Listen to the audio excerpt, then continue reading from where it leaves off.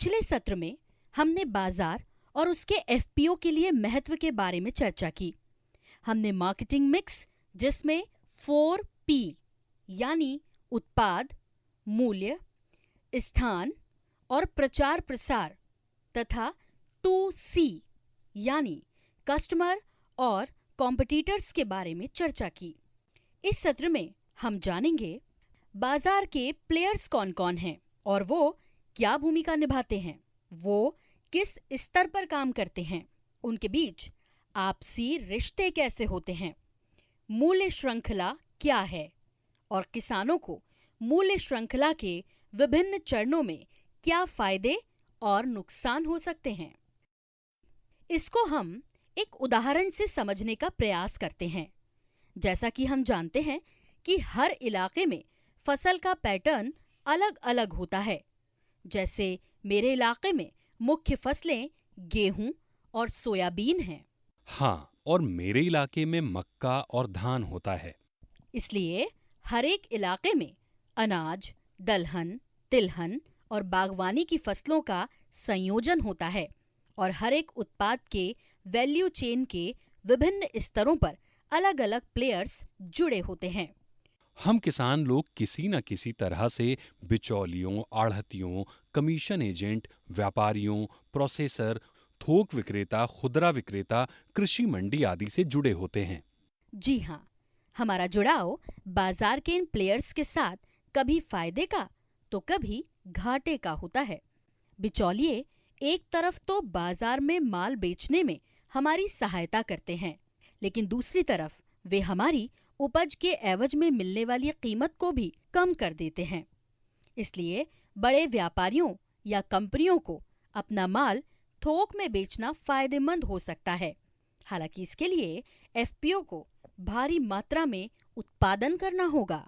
जी, ये बिल्कुल सच है। विनोद जी, बाजार की समझ बढ़ाने के लिए हमें बाजार के इन प्लेयर्स के बारे में जानना बहुत जरूरी है। बाजार के ये प्लेयर्स कौन हैं और वे क्या भूमिका निभाते हैं, वे किस स्तर पर काम करते हैं, बाजार में इन प्लेयर्स के एक दूसरे से संबंध कैसे हैं, उत्पादक से उपभोक्ता तक माल की आपूर्ति में उनकी भूमिका क्या रहती है। बिल्कुल सही। इनकी बेहतर समझ से हम वैल्यू चेन यानी मूल्य श्रृंखला से जुड़े उन लोगों से रिश्ते कायम कर सकते हैं जो हमें अपनी फसल के अच्छे दाम दे सकते हैं और जिनसे कारोबार करना आसान है। इस प्रकार एफपीओ मूल्य श्रृंखला में बड़ी भूमिका निभा सकता है, जिससे उसका मुनाफा भी बढ़ सकता है।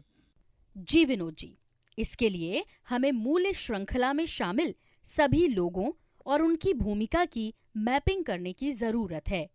इससे हम उन्हें बेहतर ढंग से समझ सकते हैं। तो विनोद जी, आज हम एक अभ्यास करेंगे। हमारे पास एक तालिका है। इस तालिका में आपको फसल के नाम और जिसे फसल बेची गई है उसका नाम लिखना है। ये बिचौलिए, सहकारी समिति, एपीएमसी आदि हो सकते हैं। यह उल्लेख करें कि वे बाजार में क्या भूमिका निभाते हैं। क्या वो बड़े व्यापारियों के साथ व्यापार करते हैं? क्या वो प्रसंस्करण आदि में लगे हुए हैं? क्या ये किसानों के लिए फायदेमंद साबित होते हैं? ये भी जानने की जरूरत है कि मूल्य श्रृंखला के किसी विशेष प्लेयर से किसानों को क्या नुकसान है। गेहूं की फसल बिचौलियों को बेची गई, फसल हमारे गांव से उठाई गई, फसल घर से उठाने की पेशकश की गई, उसके प्रति क्विंटल 500 रुपए दाम मिले। गेहूं की फसल आईटीसी को बेची गई, फसल गांव से ही उठाई गई, लेकिन हमें बिचौलियों को बेचने के मुकाबले 500 रुपए प्रति क्विंटल अधिक मिले।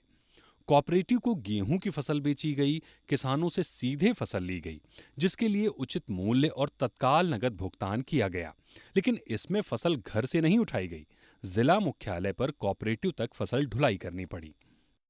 हमने उन सभी लोगों और संस्थाओं की एक सूची तैयार की है जो विभिन्न चरणों जैसे उत्पादन से पूर्व, उत्पादन के दौरान और उत्पादन के बाद इस प्रक्रिया में शामिल रहते हैं।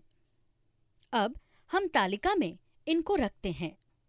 फसल का नाम, व्यक्ति या संस्था का नाम, उनकी भूमिका और किसानों को उनसे होने वाले फायदे और नुकसान के बारे में लिखेंगे। पहले मक्का की बात करते हैं। फसल उत्पादन से पहले हमें ब्लॉक मुख्यालय के इनपुट डीलरों की जरूरत पड़ती है।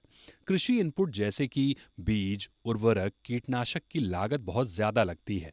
फसल उत्पादन के दौरान हमें एक्सटेंशन सर्विसेज और मजदूरी की लागत भी बहुत ज्यादा पड़ती है। और उपज के बाद हमें अपनी पैदावार बिचौलियों को कम कीमत पर बेचनी पड़ती है। अब बात गेहूं की फसल की करते हैं। बुआई के वक्त हम आईटीसी कंपनी के जरिए इनपुट डीलरों से इनपुट खरीदते हैं। उनसे हमें बीज, उर्वरक और कीटनाशक उचित मूल्य पर मिल जाते हैं। पैदावार के दौरान हम आईटीसी से एक्सटेंशन सर्विसेज लेते हैं।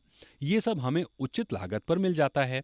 फसल काटने के बाद उसे आईटीसी को बेच देते हैं। आईटीसी से हमें फसल के अच्छे दाम मिल जाते हैं। और अंत में धान की फसल की बात करते हैं। बुआई से पहले हम इनपुट डीलरों से इनपुट खरीदते हैं। हमें एग्री इनपुट यानी बीज, उर्वरक और कीटनाशक उचित मूल्य पर मिल जाते हैं। उत्पादन के दौरान भारतीय कृषि समृद्धि लिमिटेड, जो कि कृषि व्यापार में लगी एक कंपनी है, की एक्सटेंशन सर्विसेज से मदद मिल जाती है। गांव में ही श्रमिक मिल जाते हैं। कटाई के बाद पैदावार को हम जिला मुख्यालय पर कोऑपरेटिव को बेच देते हैं। हमें अपनी उपज के उचित मूल्य मिल जाते हैं। तो इस तरह हमने अपना अभ्यास पूरा कर लिया है। इस अभ्यास के माध्यम से हमें वर्तमान बाजार के खिलाड़ियों यानी उन सब व्यक्तियों और संस्थाओं के बारे में पता चला जो कृषि उत्पादन और बिक्री मूल्य की प्रक्रिया से जुड़े हैं। ये भी पता चला कि अलग अलग उपज के मामले में हम मूल्य श्रृंखला के किस खिलाड़ी से जुड़े हुए हैं। हमें पता चला है कि उत्पादन मूल्य श्रृंखला में अलग अलग चुनौतियां हैं और अगर हम मुनाफा कमाना चाहते हैं तो हमें इन पर ध्यान देना होगा। अभ्यास से हमने ये भी सीखा कि किन जगहों पर हस्तक्षेप करने की जरूरत है जिससे एफपीओ को ज्यादा से ज्यादा लाभ हो सके। जी सरला जी, अब मैं जान गया हूं कि बाजार के प्लेयर्स, बाजार में उनकी भूमिका और किसानों के साथ उनके संबंधों को समझना बेहद अहम है। अब मैं मूल्य श्रृंखला के विभिन्न चरणों में इन प्लेयर्स की भूमिका को समझ सकता हूं। ये चरण है पैदावार के पहले, पैदावार के दौरान और पैदावार के बाद। ये अभ्यास हमें बताता है कि चुनौतियां कहां हैं और एफपीओ किस तरह के हस्तक्षेप के जरिए अपने सदस्यों को फायदा पहुंचा सकते हैं। जी बिल्कुल विनोद जी।